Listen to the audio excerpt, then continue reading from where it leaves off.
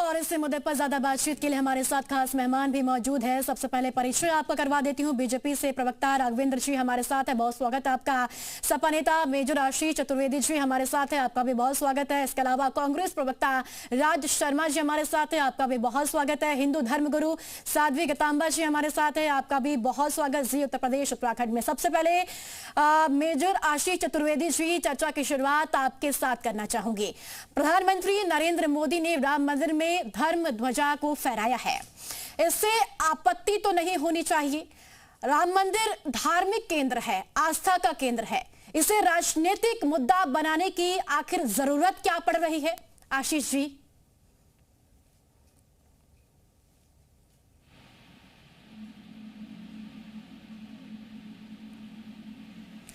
आशीष जी, आपका mic mute है, please आप अनम्यूट कर दीजिएगा।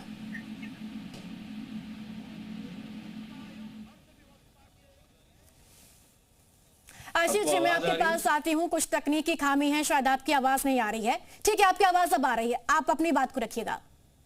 हाँ, मैं ये कह रहा था कि आपने सही कहा कि ये कोई पॉलिटिकल आयोजन नहीं था, ये एक धार्मिक आयोजन था। जी। इसीलिए हम लोग ये कह रहे हैं कि हमारे यहाँ किसी को वहां झंडा लगाने से आपत्ति नहीं थी।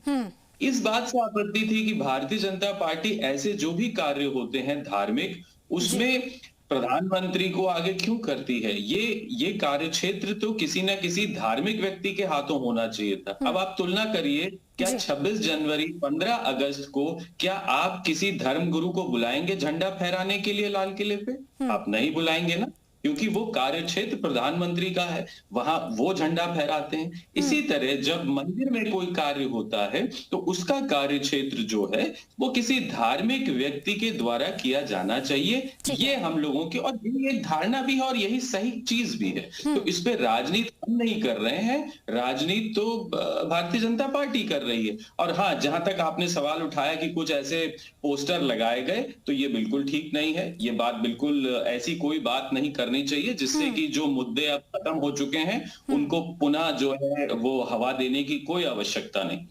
आशीष जी, एक सवाल ये भी कि बाबरी मस्जिद का जो नींव है वो रखने का ऐलान किया है पश्चिम बंगाल में टीएमसी के विधायक ने, उसका भी समर्थन आप लोग कर रहे हैं?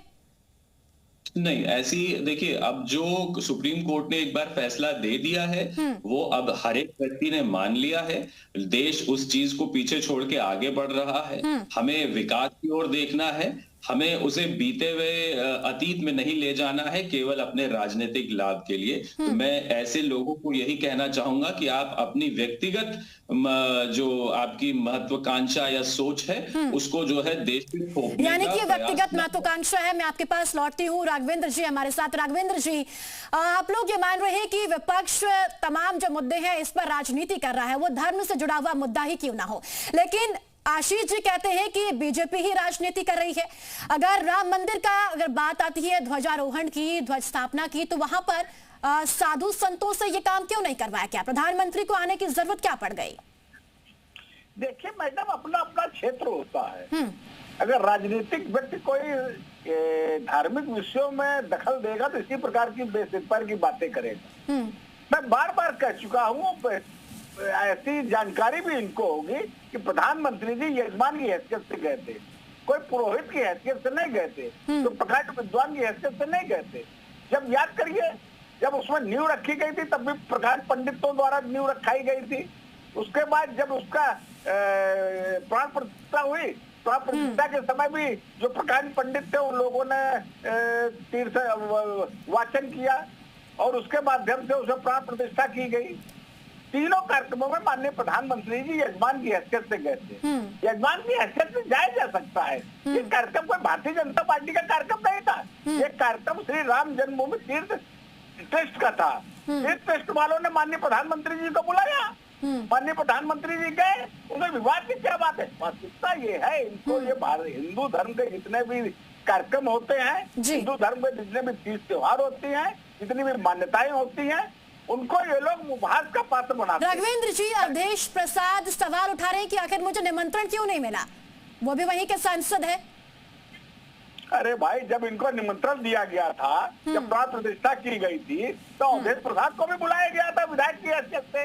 और सभी कांग्रेस के सांसदों को बुलाया गया था, समाजवादी पार्टी के सांसद को बुलाया गया था, राहुल गांधी, सोनिया गांधी, प्रियंका गांधी को बुलाया गया था, अखिलेश यादव को बुलाया गया था, देश के संपूर्ण पक्ष के नेताओं को बुलाया गया था। क्या इनमें से कोई गया था क्या? भाई देखिए, ये लोग सिर्फ बेसिरबा की बातें करते हैं और उसके बाद एक लंबा अंतराल में बीत गया है। क्या अवधेश जी आज तक गए हैं क्या राम जन्मभूमि मंदिर, जब उनके क्षेत्र में आता है? अखिलेश यादव क्या गए हैं कभी दर्शन करने? क्या कांग्रेस के बड़े बड़े नेता गए हैं क्या? ये लोग निश्चित दूरी बना करते हैं, मुस्लिम तुष्टीकरण की राजनीति करते हैं और हिंदू धर्म, तीज त्योहार और धार्मिक स्थलों का उपवास उड़ाते हैं। ठीक है, आपका सवाल ही लेकर मैं राज शर्मा जी के पास जाऊंगी। राज साहब, सवाल ये हो रहा है कि तुष्टीकरण की राजनीति आप लोग करते हैं और सवाल ये भी कि यह भी कहा जा रहा है कि मुस्लिम नेता भी तो मस्जिदों में कार्यक्रम में जाते हैं, तो ऐसे में अगर प्रधानमंत्री अयोध्या पहुंचते हैं, राम मंदिर में धर्म ध्वजा फहराते हैं, तो इससे आपत्ति तो नहीं होनी चाहिए, दिक्कत तो होनी नहीं चाहिए। परिधि जी, मैं सबसे पहले तो बात कहता हूं, किसी का भी नाम लूं तो वो व्यक्तिगत नाम नहीं होगा, क्योंकि कोई ना कोई किसी का प्रतिनिधित्व करता है। यहाँ पे राघवेंद्र शर्मा जी, मुझे लगता है ये वाकई सही मेरे नेता ने कहा था, ये नकली सनातन है। इनको यही नहीं पता कि पुरोहित और पूजा पाठ क्या होता है। अरे पुरोहित के हैसियत से नहीं गए थे, पूजा पाठ वो कर रहे हैं। पूजा पाठ तो पंडित कराएगा भाई। ये बात क्या प्रधानमंत्री को शोभा देता है कि आप धार्मिक रूप से उपस्थिति अपनी दर्ज कराएं?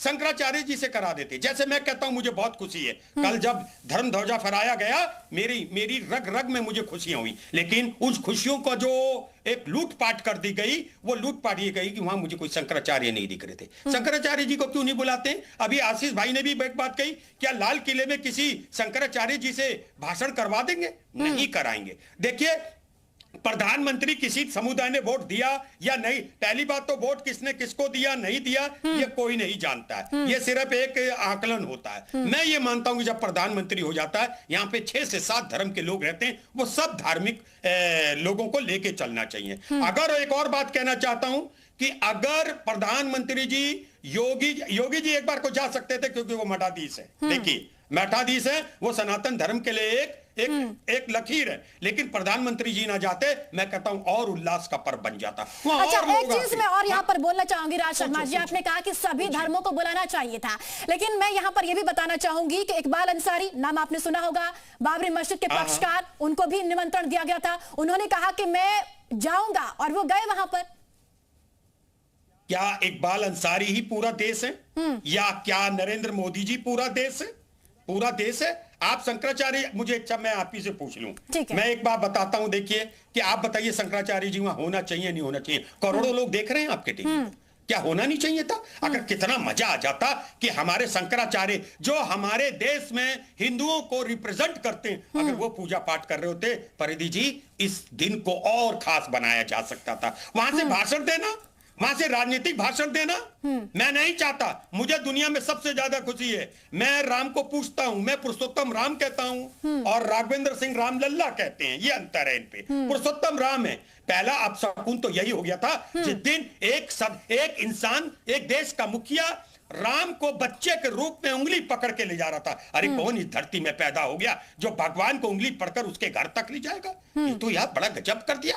ये तो बच्चे भी सोचने लगे। देखिए, एक और बात, इलेक्शन जीतना, इलेक्शन हारना एक अलग बात है, लेकिन लोगों के अंदर जगह बनाना एक अलग बात है। और लोगों के जो सनातन को मानते हैं, आप राजनीतिक चश्मे से पूरे इस कार्यक्रम को देखा जा रहा है। शर्मा जी, आपके पास मैं लौट रही हूँ। साध्वी गतम्बा जी हमारे साथ है। साध्वी जी, राजनीतिक चश्मे से क्या इस पूरे कार्यक्रम को देखा जाना सही है? और जिस तरीके से विपक्ष कह रहा है कि शंकराचार्यों को, धार्मिक लोगों को बुलाना चाहिए था और वही लोग इस कार्यक्रम को करते, इसको लेकर आपकी राय?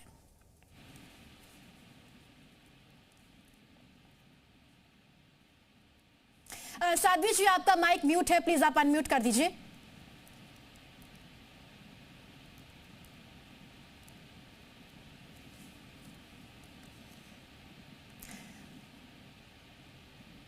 आप क्या अब तक आवाज पहुंच रही है मेरी साध्वी जी? ठीक है, आपकी आवाज नहीं पहुंच रही है, कुछ टेक्निकल इशू है, उसको पहले ठीक करवा लेते हैं। आपके पास फिर मैं लौटती हूं। आशीष जी, सवाल बार बार आपके ऊपर ही घूम कर आ रहा है, विपक्ष के ऊपर ही, क्योंकि जिस तरह से कहा जा रहा है कि विपक्ष हर मुद्दे में राजनीति ही ढूंढता है, वो चाहे धर्म का मुद्दा हो या फिर जनता से जुड़ा हुआ मुद्दा। लेकिन सवाल यही कि राजनीतिक चश्मे से देखना क्या सही है इन सभी कार्यक्रमों को?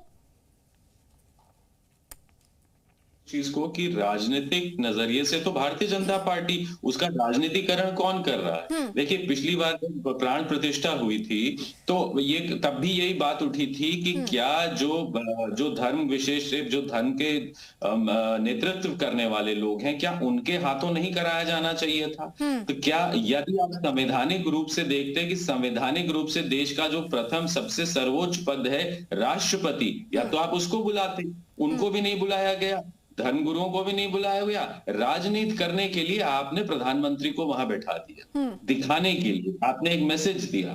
तो ये छलावा तो भारतीय जनता पार्टी कर रही है।